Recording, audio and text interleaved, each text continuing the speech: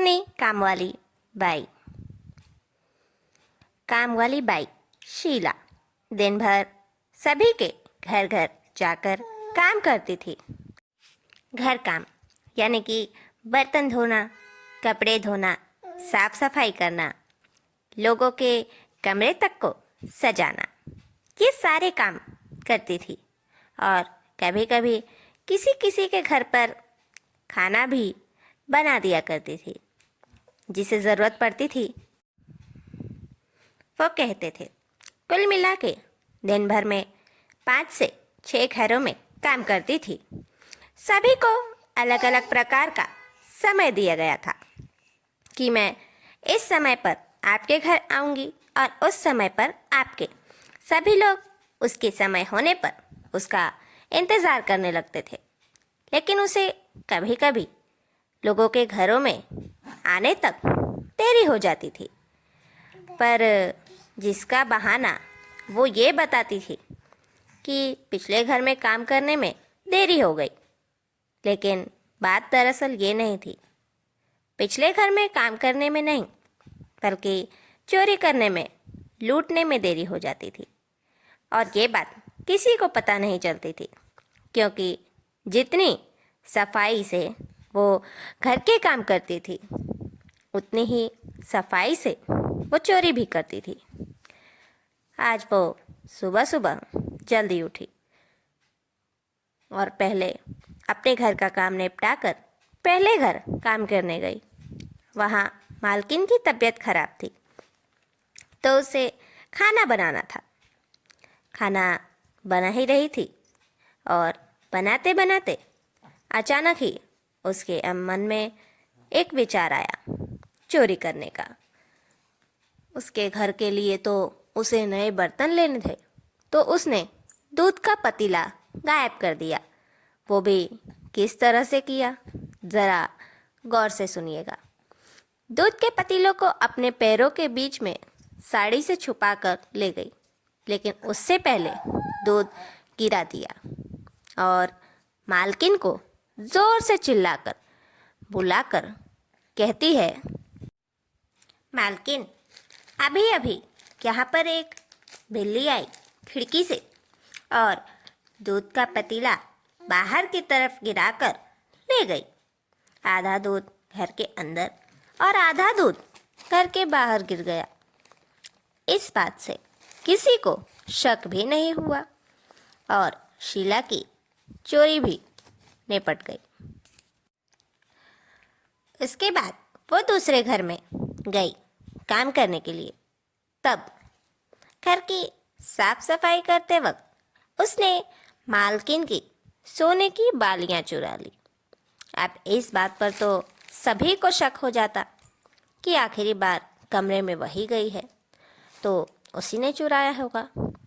इसलिए उसने एक चाल चली, एक टेढ़ी चाल चली। आखिरी बार बहाने से बाजू वाली को बुलाया और मालकिन ने गिफ्ट देने को कहा है, ऐसा कहकर उसे अंदर ले गई और उससे कहा कि अपना गिफ्ट अब खुद ही ढूंढ लो। गिफ्ट ढूंढने के चक्कर में उस लालची पड़ोसन ने पूरा घर ढूंढा। सब कुछ उथल पुथल हो गया, पर उसे कुछ नहीं मिला।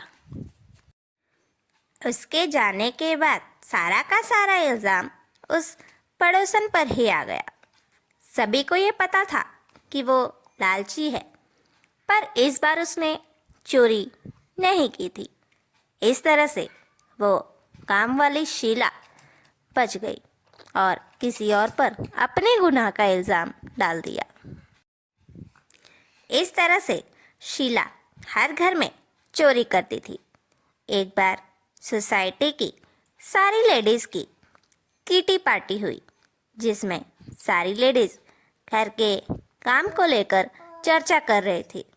उस दौरान इन लोगों ने शीला की बात चलाई, शीला की चर्चा की और चर्चा के बीच ही उन लोगों ने इस टॉपिक पर बात किया कि अरे वाह, शीला तो बहुत अच्छी है, बहुत मेहनत करती है और हमारे घर से हमेशा सामान चोरी होता है उसकी रिपोर्ट भी वही आके हमसे करती है। और तभी किसी किसी ने ये बात बताई कि जब से शीला हमारे घर काम करने आई है तब से ही ऐसा क्यों हो रहा है, वरना जब तक पहले वाली काम वाली थी तब तो ऐसा कुछ नहीं होता था। हमारे घर पर बिल्कुल भी चोरी चकारी कुछ नहीं होता था। फिर अब अचानक आखिर ऐसा क्यों? कोई तो हमारे घर से पहले कुछ नहीं चुराता था, अब ऐसा क्यों हो रहा है? अब इसके बाद सभी ने ये फैसला किया कि सब लोग मिलकर शीला पर नज़र रखेंगे। आखिर शीला ही चोरी कर रही है या कोई और, ये पता तो चलना ही चाहिए। अब किसी ने अपने घरों में हिडन कैमरा लगाना चालू कर दिया, किसी ने रिकॉर्डर रखे और कुछ लोगों ने उसे अपनी बातों में उलझाकर अलग अलग तरीक़ों से टेस्ट किया, पर वो किसी के झांसे में नहीं आई। लेकिन हिडन कैमरा और रिकॉर्डर ने उसकी सच्चाई को पकड़ लिया। उन सब में उसकी सच्चाई रिकॉर्ड हो ही गई। उसके बाद उसकी सच्चाई सबके सामने आ गई और जिन लोगों ने उसे बातों में उलझाकर उससे सच उगलवाने की प्लानिंग की थी वो लोग तो फेल हो ही गए। वो बहुत चालाक थी, वो किसी के झांसे में बातों में आने वाली ही नहीं थी। लेकिन कैमरा और रिकॉर्डर की मदद से सभी को पता चल गया कि असली चोरनी तो ये काम वाली बाई है। सबको पता चल गया कि शीला सभी के घरों में जा जाकर चोरी करती है और फंसा किसी और को देती है, नाम किसी और का आ जाता है। अब सभी ने उसे रंगे हाथों पकड़ने की ठान ली। एक दिन सोसाइटी की सभी लेडीज अपने अपने घरों की अलमारी खुली छोड़कर किटी पार्टी के बहाने गायब हो गई।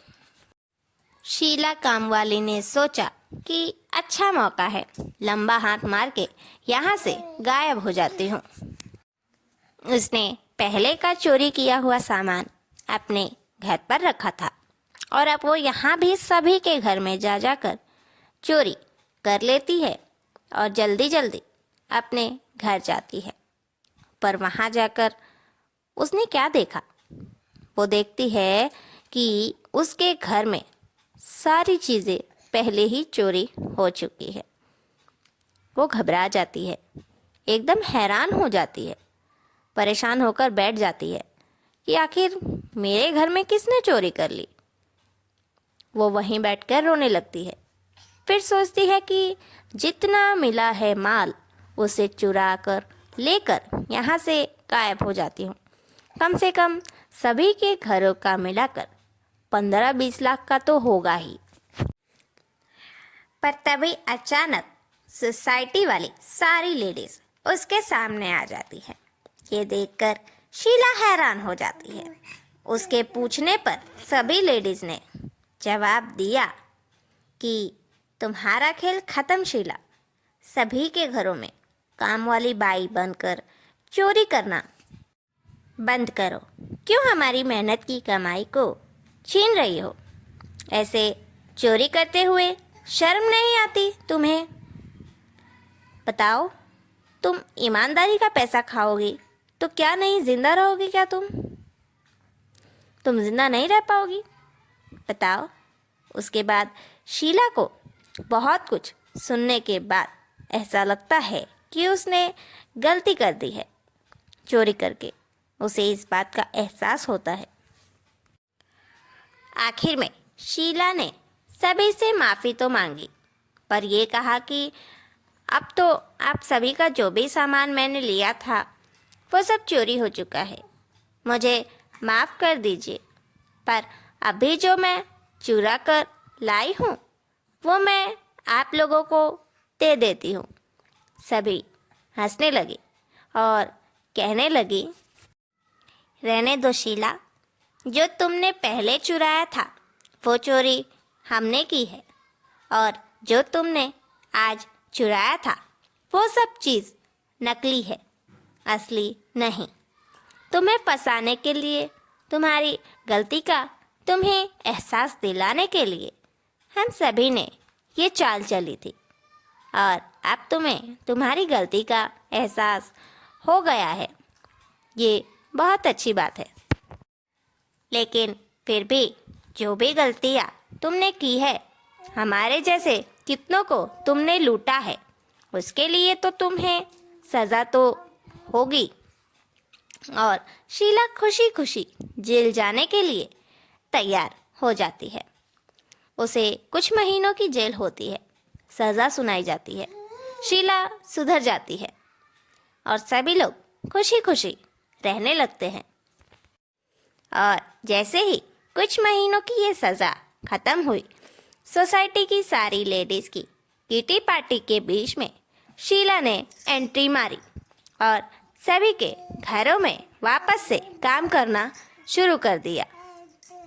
पर इस बार उसने कोई चोरी नहीं की, कोई दगाबाजी नहीं की।